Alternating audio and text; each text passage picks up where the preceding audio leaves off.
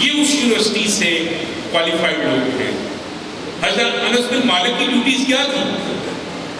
ان کی والدہ محترمہ نے جب مدینہ تشریف لائے تو ان کی والدہ محترمہ جناب نمائش صاحب اسلام نے عرض کی حضور میں سب نے آپ کو کچھ نہ کچھ پیش کیا ہے آپ کی تشریف آوری پہ پیار سے ادب سے، تو میرے پاس یہ میرا بیٹا ہے، میں یہ پیش کرتا ہوں. آپ نے وہ قبول فرما لیا. اور وہ انس بن مالک حضور کی خدمت میں ایسے ہی رہے جیسے چھوٹا سا بچہ ڈیوٹی پہ ہوتا ہے، کبھی اس کو کسی کام بھیج دیا، کبھی اس نے یہ ڈیوٹی کر دی، کبھی اس نے یہ ڈیوٹی کر دی. حضرت بن مالک کہتے ہیں میں نے جو حضور کی خدمت میں اتنا وقت گزارا، کبھی ایک دفعہ بھی آپ نے یہ تک نہیں کہا، اف بھی نہیں کہا. اپنے برتن میں ساتھ کھانا کھایا اور اتنا پیار دیا، اتنا پیار دیا. اور پھر وہی انس بن مالک یہی ٹریننگ تھی نا، یہی علم تک حاصل کیا، یہی تربیت حاصل کی. اور اس کے بعد آپ ان کی آگے تاریخ دیکھیں، سب سے بڑے محدثین میں شمار ہوتا ہے، سب سے زیادہ حدیثیں روایت کرتے. حدیثوں کو ایسے یاد ہوتی تھی جیسے فوٹوگرافک میموری ہوتی ہے، ایسے یاد ہوتی. اور ان کے شاگردوں میں ایک مثال صرف دیتا ہوں، بہت سی مثالیں دے سکتا ہوں، صرف ایک مثال دیتا ہوں کہ ان کے آزاد کردہ غلام تھے جنہوں نے امام ابن سرین، جنہوں نے خواب کی جو علم رویا جو ہے اس کی بنیاد رکھی. اور وہ ان کے آزاد کردہ غلام تھے، اتنے بڑے تعبیر کے علم کے بانی، اتنے بڑے عالم، اتنے بڑے امام، اور وہ ان کے آزاد کردہ غلام تھے، ان کی تربیت سے گزرے ہوئے تھے. ابھی ایک اور صحابی کا ذکر کرنا چاہوں گا. میں صحابہ کا ذکر اس لیے کرتا ہوں کہ ہم کو ریلیٹ کر سکیں، ہم سیکھ سکیں کہ حضور کے صحابہ حضور سے محبت کیسے کرتے تھے. تو ہم نے اس سے تھوڑے چھوٹی چھوٹی چیزیں کیسے ہم نے اس سے حاصل کرنی. حضرت خبیب رضی اللہ تعالیٰ عنہ، حضرت خبیب جو ہیں یہ ایک تبلیغ کے مشن پہ تھے، وہاں پہ دھوکہ ہو گیا اور یہ 10 صحابی گرفتار ہو کے ان کو مکہ بھیج دیا. مکہ میں جا کے یہ کو بطور غلام خرید لیا مکہ کی ایڈمنسٹریشن نے، اور انہوں نے ان کو اپنا دشمن قرار دیتے ہوئے پھانسی کی سزا اور ان کو سولی پہ لٹکا دیا. سولی پہ لٹکا دیا اور اس وقت پوچھا کہ تم کیا چاہتے ہو؟ اب سولی پہ لٹکے ہوئے 40 لوگ نیزے لے کے سائڈوں پہ کھڑے ہوئے اور انہوں نے کہا میں اپنی غریب الوطنی اور بے کسی کی فریاد اپنے خالق سے کرتا ہوں. واللہ جب اللہ کی راہ میں جان دے رہا ہوں تو مجھے پرواہ نہیں کس پہلو لیتا ہوں اور کیسے جان دیتا ہوں. ذات باری سے امید ہے کہ میرے جسم کے ہر ٹکڑے پر وار کرتا ہے.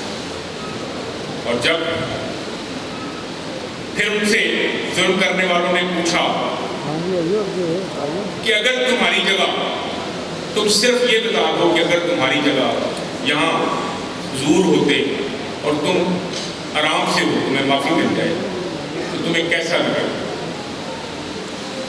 تو آپ نے کہا تم تو یہ بات کرتے ہو،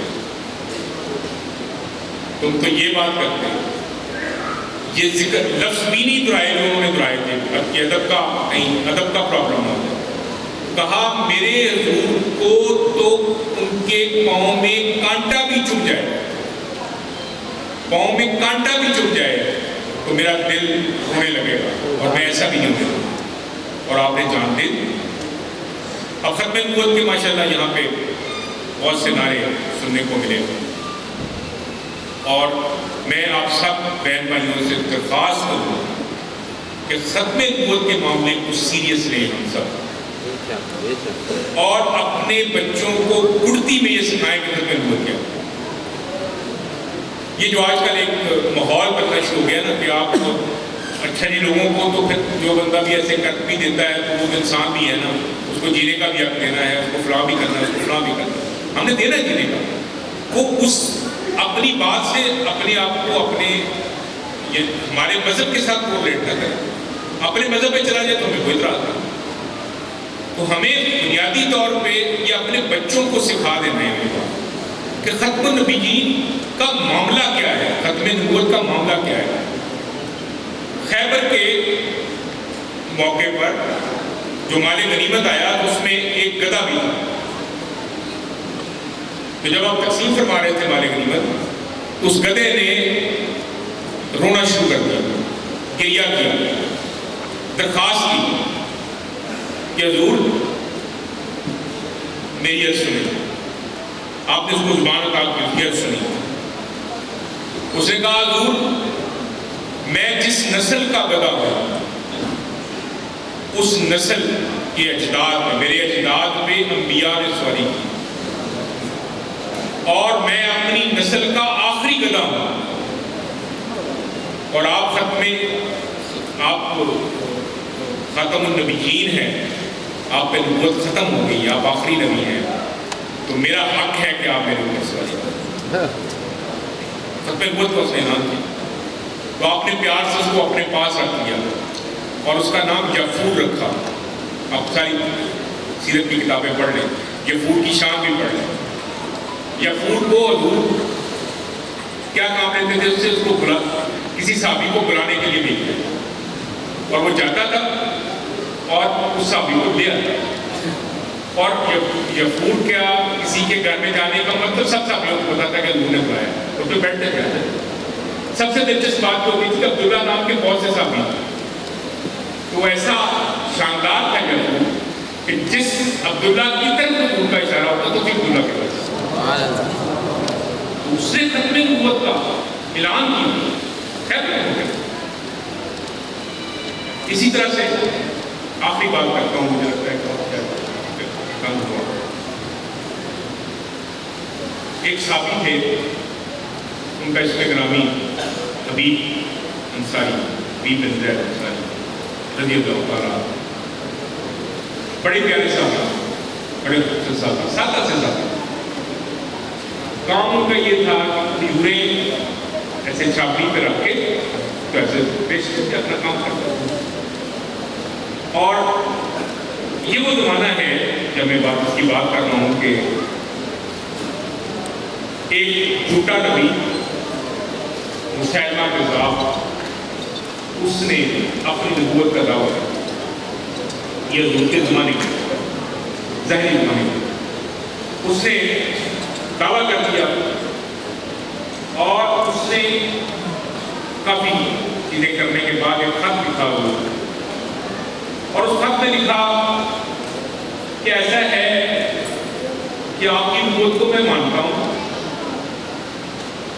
آپ ایسا کریں کہ ہم دو طریقے ہیں، یا یہ کہ بھی آپ نبوت کا معاملہ آپ رکھیں اور اس کے بعد کا جو وقت ہے وہ میں نے،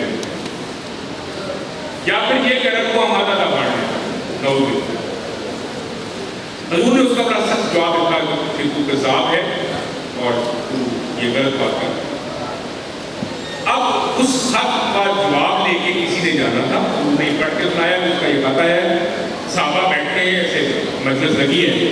تو انہوں نے کہا کون جائے گا؟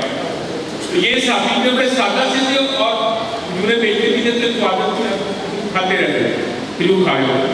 تو کھجور ابھی ان کے منہ میں چبا رہے تھے، ایک دم سے اٹھ کے کہتے ہیں حضور میں جاؤں گا. حضرت ابھی حضور نے فرمایا، اب وہ جب اٹھے نا تو ان کے منہ سے کچھ کھجوریں ایسے سائڈ میں گئی. تو وہ جو صحابی پاس بیٹھے تھے کہ پہلے کھجور کو مکمل کرنا ہے پھر یہ بات کرنا ہے. اس نے کہا کہ بھائی کی اس دوران کسی اور کی لگ گئی تو میں اس لیے فوراً کھڑا ہوں کہ میری باری لگ گئی. حضور نے پیار سے بلایا، سادہ سا بالکل سادہ سا. آپ نے بلا کے تو ندا ادا کیا اور کہا کہ حبیب جاؤ اور ہماری میں. اب حبیب سادہ سے بالکل ہی سادگی والی زندگی گزارنے والے نرم روح سے صحابی ایک دم سے ایسے حضور نے ندا ادا کیا، ایسے سیدھے کھڑے. اور ایسے ان کے صحابہ نے کہتے ہیں کہ ان کی شان دیکھنے والی تھی، جب وہ جانے لگے تو ان کی شان دیکھنے والی تھی، اور ایسے چل پڑے. اور میں مختصر کرتا ہوں، پہنچے جب مسیلمہ کذاب کے دربار میں پہنچے تو اس نے بہت اس کے بڑے رنگوں اس نے بنائے ہوئے تھے، دربار کے بڑی چیزیں تھیں.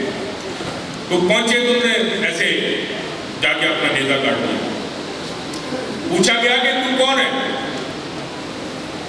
کہتے ہیں تم میری شکل سے نہیں پہچانتے، میں حضور کا غلام ہوں. تو میرے چہرے سے نہیں پتہ لگا میں کون ہوں. انہوں نے کہا کس لیے آئے ہو؟ کہا یہ تو میں سب کو نہیں بتاؤں گا، وہ بلاؤ اس کو مجھ سے آتا ہوں، اسی کو بتاؤں گا، پیغام لے کے آؤں. وہ بلایا گیا. اب آپ نے ان سے پوچھا گیا تو انہوں نے آغاز اس بات سے کہا کہ تو جھوٹا، تیرے پہ لعنت. اس نے کہا تمہیں خوف نہیں آتا کہ اتنے میرے سپاہی کھڑے ہیں، تیار کھڑے ہیں، تلواریں ہیں.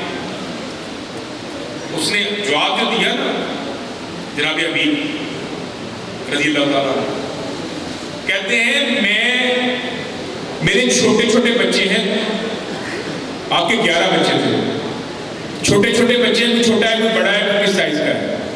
میں جب آیا ہوں نا تو میں نے مڑ کے اپنے بچوں کی شکل نہیں دیکھی، تو ان کو میں کیا دیکھتا ہوں؟ میں نے مڑ کے اپنے بچوں کی شکل نہیں دیکھی، تو بات کر کیا کرتا ہے؟ اس نے کہا میں تجھے چھوڑ دیتا ہوں، تو میری نبوت کا بتا کہ تو کیا چاہتا ہے.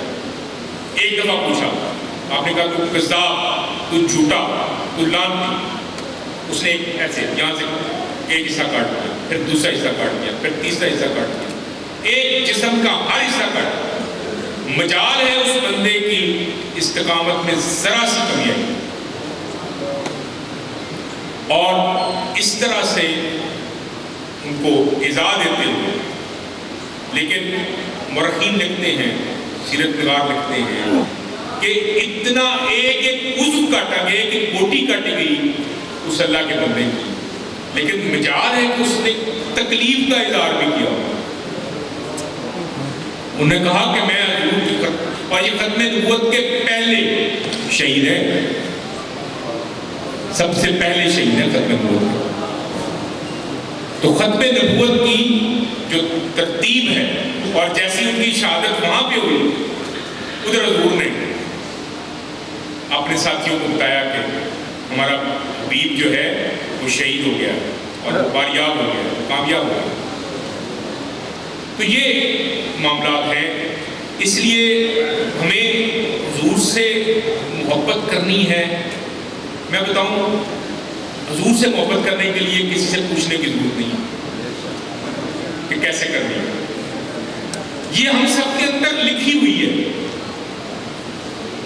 ہم سب کے اندر لکھی ہوئی ہے. ہم نے خود سے ڈھونڈنی ہے،